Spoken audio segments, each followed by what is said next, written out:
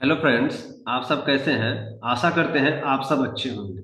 जैसे कि हम आप लोगों को पिछले सेमेस्टर में एडीआईएस का जो chemical and process safety and legislation का ऑब्जेक्टिव एमसीक्यू क्वेश्चन आप लोगों को प्रैक्टिस कराए थे, वैसे ही हम एडीआईएस सेकेंड सेमेस्टर का फिर से एमसीक्यू क्वेश्चन लेकर के आ गए हैं।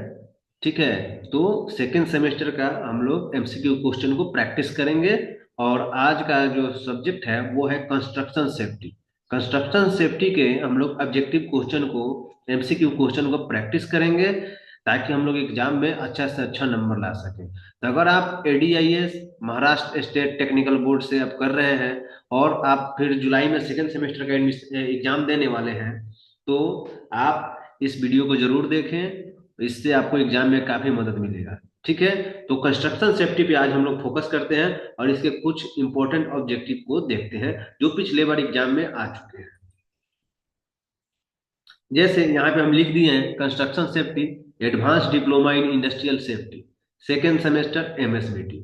ठीक है, तो एडीआईएस का कंस्ट्रक्शन सेफ्टी का एमएसबीटी से जो कर रहा है उसका ऑब्जेक्टिव है। ठीक है, अब देखिए यहाँ पे हम लोग को पहला क्वेश्चन आ गया है, which of following is the primary goal of construction safety. मतलब कंस्ट्रक्शन सेफ्टी का हमारा प्रथम उद्देश्य क्या है, या फिर हमारा कंस्ट्रक्शन सेफ्टी का उद्देश्य क्या है, क्या लक्ष्य है। तो यहाँ पे इसका जो आंसर होगा, आप लोग ऑप्शन देखेंगे, पहला नंबर कह रहा है मैक्सिमाइजिंग प्रॉफिट। मतलब क्या हम लोग को प्रॉफिट के लिए कंस्ट्रक्शन सेफ्टी करते हैं। ठीक है, दूसरा है मीटिंग प्रोजेक्ट डेडलाइन। ठीक है, तीसरा है प्रिवेंटिंग एक्सीडेंट एंड इंजरी, और चौथा है completing the project with in budget. तो इसका जो आंसर होगा वो होगा प्रिवेंटिंग एक्सीडेंट एंड इंजरी।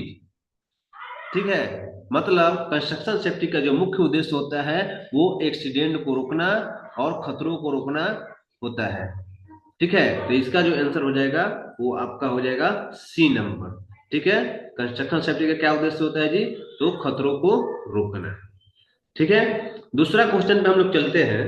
कह रहा है which of the following is an example of A fall protection system, या फिर fall protection system in construction. मतलब इनमें से कौन सा फॉल प्रोटेक्शन का एग्जाम्पल है। कंस्ट्रक्शन में हम लोग ऊंचाई से गिरने से बचने के लिए हम लोग कौन से उपकरण का इस्तेमाल करते हैं।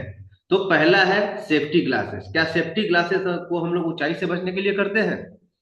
दूसरा हार्ड हेड, तीसरा गार्ड रेल, और चौथा ईयर प्रो। तो इसका जो आंसर होगा वो होगा गार्ड रेल, क्योंकि हम लोग स्काफ होल्डिंग पे गार्ड रेल लगाते हैं ताकि हम लोग ऊंचाई से ना गिरे, जिसको हम लोग रेलिंग भी बोलते हैं कभी कभी। ठीक है, तो इसका जो आंसर होगा वो होगा गार्ड रेल। ठीक है, इसी तरह हम लोग नेक्स्ट क्वेश्चन पे चलेंगे। कह रहा है what is the recommended height for fall protection to be provided in construction. मतलब कंस्ट्रक्शन सेफ्टी में, ठीक है, कंस्ट्रक्शन में हम लोग कितने हाइट के पे, कितने ऊंचाई पे फॉल प्रोटेक्शन पहुंचाने जो है कि प्रदान करने की जो है कि नियम है। मतलब कंस्ट्रक्शन में जो है कितने हाइट के ऊंचाई के बाद काम कर रहा हो तो वहां पे फॉल प्रोटेक्शन अनिवार्य हो जाता है। ठीक है, तो इसका आंसर देखिए, पहला नंबर है 6 फीट, दूसरा नंबर 8 फीट, और तीसरा नंबर 10 फीट, और चौथा नंबर 12 फीट। तो इसका जो आंसर होगा वो होगा 6 फीट। ठीक है, 6 फीट या फिर 1.2 मीटर के ऊंचाई पे फॉल प्रोटेक्शन की रिक्वायरमेंट होती है। ठीक है, फिर हम लोग नेक्स्ट क्वेश्चन पे आ जाते हैं। कह रहा है which of the following is a common hazard associated with working in confined space. मतलब निम्नलिखित में से कौन सा हैजार्ड जो है वो कन्फाइंड स्पेस में मौजूद होता है। ठीक है, मतलब कन्फाइंड में से, कन्फाइंड स्पेस में कौन सा हैजार्ड मौजूद होता है। तो आप लोगों को पता होना चाहिए पहले कि कन्फाइंड स्पेस क्या होता है। अगर नहीं पता है तो मेरे चैनल पे कन्फाइंड स्पेस का डिटेल वीडियो है, आप एक बार उसको जरूर देखें। ठीक है, हम लोग बता देते हैं, हम थोड़ा सा बता देते हैं। कन्फाइंड स्पेस से घिरा बंद जगह होता है जहां आने जाने की जो एक सीमित रास्ता होता है। ठीक है, तो इसका आंसर देखिए क्या है, फॉल फ्रॉम हाइट। क्या कन्फाइंड स्पेस में फॉल फ्रॉम हाइट होता है? Electrical shock, inhalation of toxic gases, I injury. तो इसका जो आंसर होगा वो होगा इनहेलेशन ऑफ टॉक्सिक गैसेज। क्योंकि कन्फाइंड स्पेस जो होता है वो घिरा बंद जगह होता है और वहां पर जहरीली गैसें की होने की ज्यादा संभावना होती है। तो कोई वर्कर काम करता है तो वो जहरीली गैस के चपेट में आ सकता है, उसको श्वसन द्वारा अपने अंदर ले सकता है और उसको नुकसान पहुंच सकता है। ठीक है, फिर हम लोग आ जाते हैं नेक्स्ट क्वेश्चन पे। कह रहा है what is the purpose of log out tag out procedure in construction. मतलब कंस्ट्रक्शन में या फिर कंस्ट्रक्शन प्रोसेस में हम लोग लॉग आउट टैग आउट का इस्तेमाल किस लिए करते हैं, उसका उद्देश्य क्या है, क्यों हम लोग लॉग आउट टैग आउट का इस्तेमाल करते हैं। ठीक है, तो आप लोगों को पता होना चाहिए लॉग आउट टैग आउट जो डिवाइस है इसको हम लोग एनर्जी आइसोलेशन डिवाइस भी कहते हैं। इसके मदद से हम लोग एनर्जी को आइसोलेट करते हैं। अगर आपको नहीं पता है लॉग आउट टैग आउट क्या है तो आप मेरे चैनल पे जाकर के लॉग आउट टैग आउट का वीडियो आप देख सकते हैं। मेरे चैनल पे सेफ्टी से रिलेटेड हर प्रकार की वीडियो होती है, जैसे सेफ्टी कोर्सेज, सेफ्टी ट्रेनिंग, तो आप लोग एक बार जरूर जाकर के देखें। अब देखिए लॉग आउट टैग का मुख्य उद्देश्य क्या होता है। तो पहला कह रहा है सिक्योरिंग इक्विपमेंट ड्यूरिंग ट्रांसपोर्टेशन। क्या लॉग आउट टैग आउट के दौरान हम लोग इक्विपमेंट को सिक्योर करते हैं ट्रांसपोर्टेशन के दौरान। दूसरा, preventing unauthorised access to construction site. क्या अनऑथराइज मतलब अनऑथराइज पर्सन को कंस्ट्रक्शन साइट पे आने से हम लोग रोकते हैं लॉग आउट के माध्यम से। ठीक है, और तीसरा है controlling hazardous energy source during maintenance और रिपेयर। तो हम आपको पहले ही बताए हैं लॉग आउट टैग आउट को हम लोग एनर्जी आइसोलेशन डिवाइस भी कहते हैं। ठीक है, तो ये जो इसका आंसर जो होगा वो सी होगा। कह रहा है कंट्रोलिंग हजारियस एनर्जी, मतलब लॉग आउट टैग आउट के माध्यम से हम लोग हजारियस एनर्जी पे कंट्रोल करते हैं। कब? तो मेंटेनेंस और रिपेयरिंग के समय। ठीक है, तो आप लोग इसका आंसर सी मारेंगे। ठीक है, आगे चलते हैं नेक्स्ट क्वेश्चन पे। कह रहा है which of the following is an example of personal protective equipment in construction. देखिए कितना आसान क्वेश्चन है, ये आया हुआ क्वेश्चन है पिछले बार का। ठीक है, तो कंस्ट्रक्शन में, ठीक है, किस प्रकार निम्नलिखित में से कौन सा जो है कि पीपीई है, पर्सनल प्रोटेक्टिव इक्विपमेंट है, जिसका उपयोग हम लोग कंस्ट्रक्शन में करते हैं। तो देखिए पावर टूल, क्या पावर टूल पीपीई की कैटेगरी में आता है। स्काफ होल्डिंग, क्या स्काफ होल्डिंग पीपीई की कैटेगरी में आता है। ग्लव्स एंड टूल्स, तो आपको पता होना चाहिए जो ग्लव्स है वो पीपीई की कैटेगरी में आता है और इसको हम लोग कंस्ट्रक्शन में यूज भी करते हैं। बिना ग्लव्स का हम लोग कंस्ट्रक्शन में काम नहीं कर सकते हैं। ठीक है, तो इसका आंसर ग्लव्स हो जाएगा। अभी हम लोग आ जाएंगे नेक्स्ट क्वेश्चन पे। कह रहा है which of the following is a common causes of electrical hazard in construction. मतलब कंस्ट्रक्शन में जो है इलेक्ट्रिकल हजार्ड का कॉमन कॉजेज क्या होता है, इलेक्ट्रिकल हजार्ड का मुख्य कारण क्या होता है, किस कारण से इलेक्ट्रिकल हजार्ड होता है या फिर इलेक्ट्रिकल एक्सीडेंट होते हैं। तो पहला है पुअर वेदर कंडीशन। क्या मौसम की वजह से इलेक्ट्रिकल हजार्ड होता है जी। Improper use of hand tool, क्या हैंड टूल को गलत तरीके से यूज करने से इलेक्ट्रिकल हजार्ड होता है। और फेल्योर ऑफ वियर पीपी, या फिर पीपी नहीं पहनने से भी इलेक्ट्रिकल हजार्ड होता है, या फिर ओवरलोडेड इलेक्ट्रिकल सर्किट। ठीक है, तो इसमें जो जिसके चलते जो इलेक्ट्रिकल हजार्ड होता है उसमें सबसे इंपॉर्टेंट है वो ओवरलोडेड इलेक्ट्रिकल सर्किट। अगर इलेक्ट्रिकल सर्किट को हम लोग ओवरलोड कर देते हैं वो इलेक्ट्रिकल हजार्ड हो जाता है और उससे काफी खतरनाक जो है कि उसका परिणाम हो सकता है। ठीक है, तो इसका आंसर डी हो जाएगा। अभी आ जाएंगे 7 नंबर क्वेश्चन पे, नेक्स्ट क्वेश्चन पे, सॉरी 8 नंबर पे। कह रहा है what is the purpose of safety data sheet in construction. अब देखिए कंस्ट्रक्शन में एसडीएस या फिर सेफ्टी डेटा शीट या फिर कभी कभी इसको मटेरियल सेफ्टी डेटा शीट भी बोलते हैं, तो इसका मुख्य उद्देश्य क्या होता है। ठीक है, तो आपको बता दें कि सेफ्टी डेटा शीट क्या है, एक डॉक्यूमेंट होता है, एक लेबल होता है एक प्रकार का जो किसी मटेरियल पे लगा रहता है और उसमें उस मटेरियल के बारे में डिटेल जो है कि दिया रहता है। मटेरियल किस प्रकार का है, क्या हजार्ड है, क्या प्रिकॉशन, ये सारा डिटेल दिया जाता है। तो ये सेफ्टी डेटा शीट का क्या उद्देश्य है, तो आइए इसका आंसर हम लोग देखते हैं। कह रहा है providing instruction for construction project management, outline project specification and requirement, identifying and communicating hazard of material use on site. तो देखिए अभी हम बताए हैं कि सेफ्टी डेटा शीट में क्या होता है जी, मटेरियल का जो इंफॉर्मेशन होता है उसमें दिया रहता है। तो यही कह रहा है identifying and communicating hazard of material use in construction site, मतलब जो कंस्ट्रक्शन साइट पर मटेरियल यूज कर रहे हैं तो उसमें जो भी हजार्ड है उसको कम्युनिकेट करता है, उसको बताता है कौन, तो सेफ्टी डेटा शीट। तो इसलिए इसका आंसर जो है वो डी नंबर हो जाएगा। तो इसका आंसर हम लोग डी नंबर मारेंगे। ठीक है, अभी आगे हम लोग नेक्स्ट क्वेश्चन पे आ जाते हैं। कह रहा है which of the following is a common causes of electrical hazard in construction.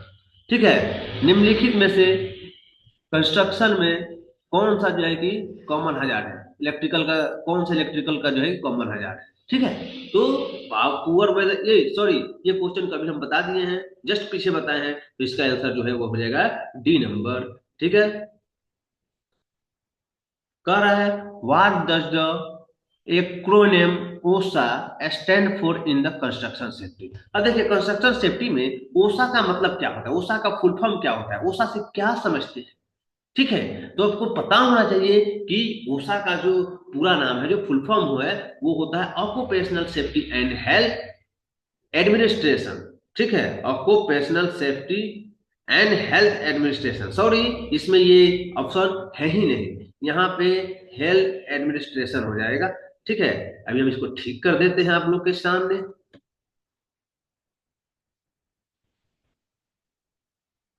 हाँ, तो इसका जो आंसर है वो सी नंबर हो जाएगा।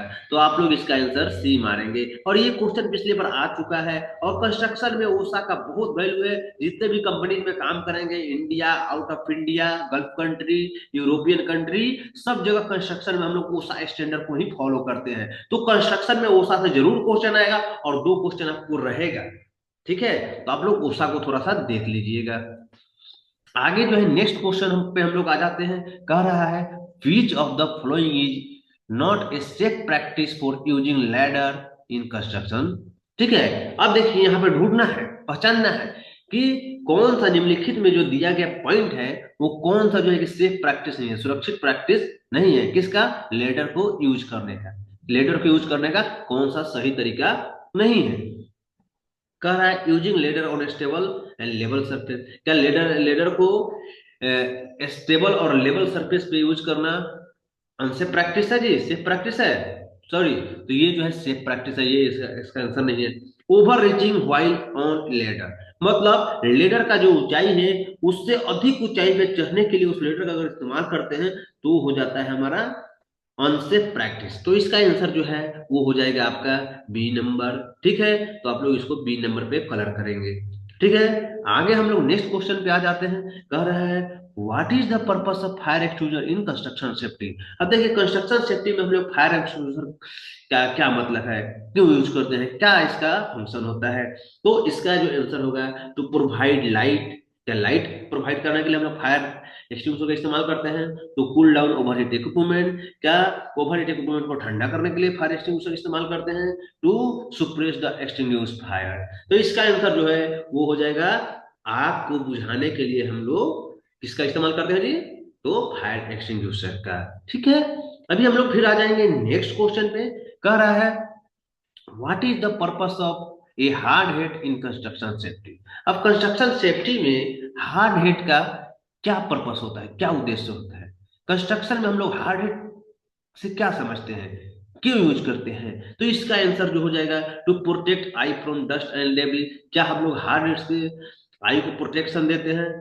तो प्रिवेंटिंग फॉल फ्रॉम हाइट, क्या हार्ड हेड से हम लोग ऊंचाई से गिरने से बचते हैं। तो protecting head from falling object और इम्पैक्ट, क्या हम लोग हार्ड हेड से जो है कि ऊंचाई से गिरने वाले वस्तु से अपने शरीर को बचाते हैं। तो हाँ, इसका आंसर जो है आपका ये हो जाएगा सी नंबर। ठीक है, तो आशा करते हैं ये जो ऑब्जेक्टिव हम बताएं, ये जो वीडियो है आप लोग को काफी हेल्प इससे मिलेगा, आपको एग्जाम में काफी सपोर्ट मिलेगा, और आपको कंप्लीट कंस्ट्रक्शन सेफ्टी का या फिर सेफ्टी इन इंजीनियरिंग इंडस्ट्री का एमसीक्यू प्रैक्टिस करना चाहते हैं तो आज से मेरे चैनल को सब्सक्राइब कर लीजिए, और आपको एक दिन गैप करके डेली बाय डेली वीडियो आपको मिलता रहेगा, और आप लोग यहाँ से अच्छा प्रिपरेशन कर सकते हैं, और आप ADIS advance diploma in industrial safety के सेकंड सेमेस्टर के एग्जाम में अच्छा जो है कि आप नंबर गेन कर सकते हैं, और एक आप satisfied factory satisfied safety officer बन सकते हैं, और लोगों की सुरक्षा का ध्यान रख सकते हैं। ठीक है, जय हिंद, जय सेफ्टी। अगर वीडियो अच्छा लगे तो चैनल को जरूर सब्सक्राइब करें। इस वीडियो पे आपको जॉब रिलेटेड, ठीक है, safety course related, career guideline आदि का वीडियो हम बनाते रहते हैं आप लोगों के लिए।